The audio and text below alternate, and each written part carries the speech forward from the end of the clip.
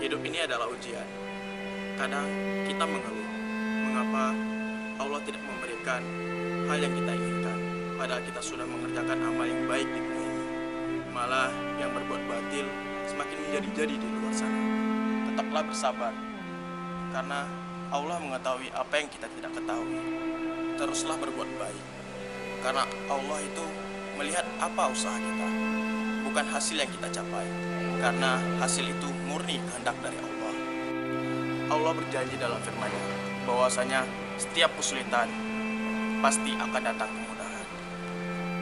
Maka jangan pernah takut untuk selalu berbuat baik dan benar.